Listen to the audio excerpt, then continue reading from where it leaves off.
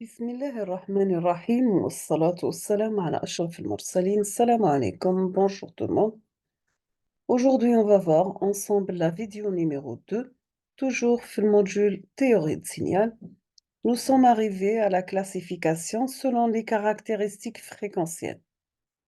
Nous avons que les signaux peuvent être représentés dans le domaine temporel ou alternativement dans le domaine fréquentiel. Vous voyez bien dans cet exemple, dans la première figure, vous avez pardon, signal harmonique, sa description domaine temporel, et ici sa transformée de Fourier. La même chose pour le signal transitoire, présenté domaine temporel ici, ici on trouve son spectre du signal. Quelles sont les propriétés? On va commencer par la durée et la largeur de bande d'un signal. Nous avons un signal de durée finie lorsqu'il est nul en dehors d'un intervalle de temps. Donc, vous avez S de t différent de 0 pour t compris entre T1 et T2. 0 ailleurs. Maintenant, pour tau qui est égal à T2 moins T1, la durée du signal. Maintenant, on va voir un autre type de signal, c'est le signal de largeur de bande finie, lorsque son spectre est nul en dehors d'un intervalle de fréquence donné. Donc, le premier domaine temporel, le deuxième domaine fréquentiel. Dans ce cas, on aura S de f différent de 0. Pour f compris entre f1 et f2, 0 ailleurs. La bande, largeur de bande égale la fréquence f2 moins f1. Donc, c'est la largeur du bande du signal. Pour la largeur de bande utile, c'est l'intervalle de fréquence donné f1 et f2 pour lequel l'amplitude du signal reste supérieure à une certaine limite.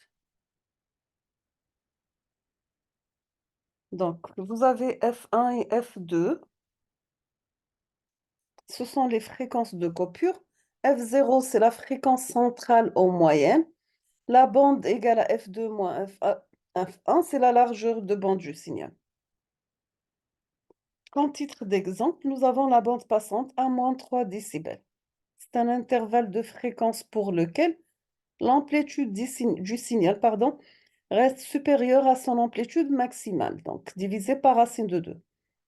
Le S de F en décibels est égal à 20 log SF sur S max.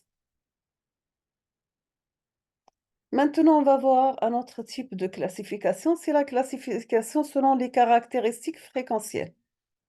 Exemple, vous avez les fréquences en moyenne fréquence, en low fréquence, en haute fréquence, very haute fréquence, ultra haute fréquence, etc. Donc, pour le LF, extremely low frequency, donc fréquence extrêmement basse, l'intervalle c'est entre 0 et 3 kg. Les signaux à ces fréquences sont les communications avec les sous-marins, sonars, des baleines, ainsi que les premiers harmoniques du réseau 50 Hz. Pour le VLF, Very Low Frequency, très basse fréquence, entre 3 kHz et 30 kHz. C'est la basse fréquence de l'époque, la bande audio qui couvre l'intervalle 20 Hz, 20 kHz, est donc considérée maintenant comme très basse fréquence. La bande passante pour le signal audio par liaison téléphonique filaire RTC, elle est de 3,4 kHz. Cela entre dans la bande VLF, Very Low Frequency. Pour LF, Low Frequency, basse fréquence, c'est entre 30 kHz et 300 kHz. C'est le domaine de la radiodiffusion, ondes longues, des radios balises, etc.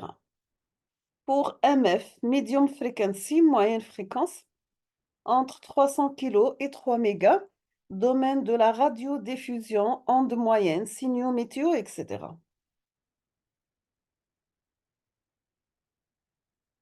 Pour HF, High Frequency, haute fréquence, vous avez la bande entre 3 MHz et 30 MHz. On trouve radiodiffusion, ondes courtes, aviation, etc. Pour le UHF, Ultra High Frequency, ultra haute fréquence, donc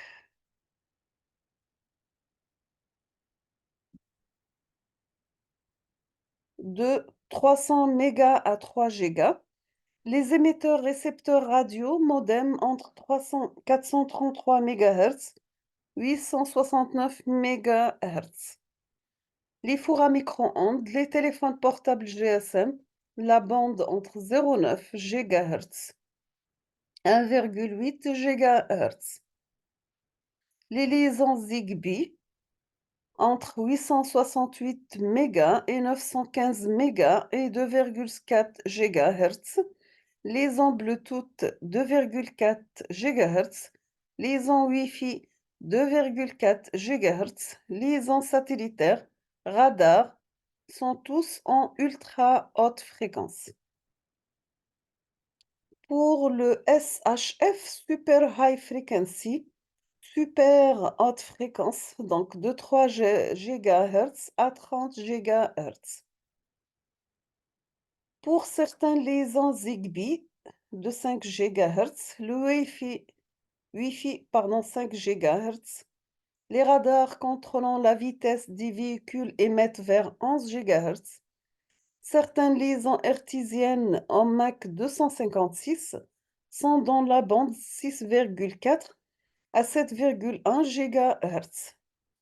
La réception TV numérique par satellite est dans la bande 10,7 GHz jusqu'à 12,75 GHz.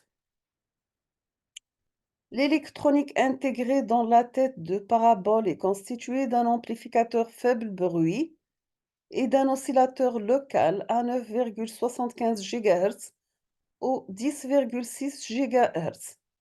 Grâce à un mélangeur, le spectre utile est transposé dans l'intervalle 0,95 GHz, 2,15 GHz, qui est dans la bande ultra haute fréquence et il est compatible avec un câble coaxial 75 ohms qui descend vers le démodulateur connecté à la télévision. On trouve aussi le UHF, Extremely High Frequency, donc de 30 GHz à 300 GHz pour les satellites et radars.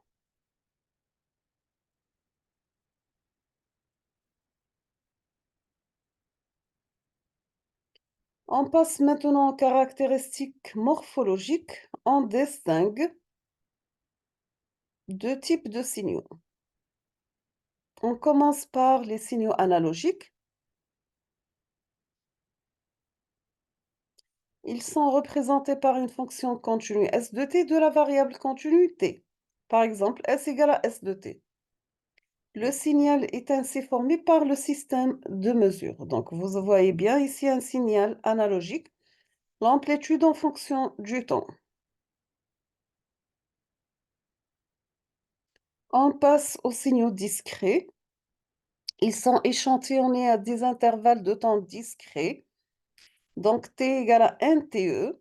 Dans ce cas, S, ça sera S en fonction de n par la période d'échantillonnage. Petit n varie de 1 jusqu'à grand N. La fréquence d'échantillonnage est égale à 1 sur la période d'échantillonnage.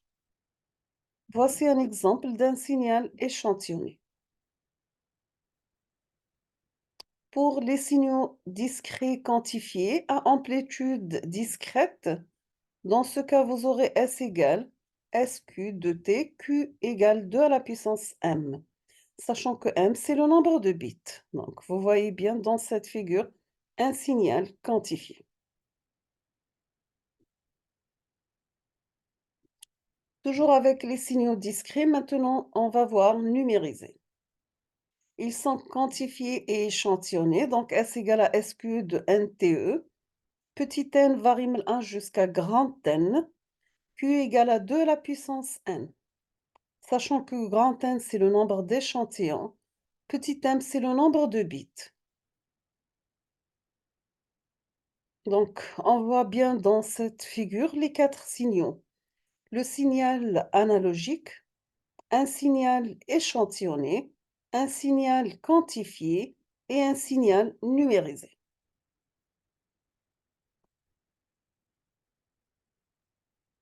On va s'arrêter ici aujourd'hui. On termine la suite dans la prochaine vidéo, Inch'Allah. On va voir ensemble les différents types de signaux usuels en traitement de signal. Donc, merci beaucoup et à la prochaine.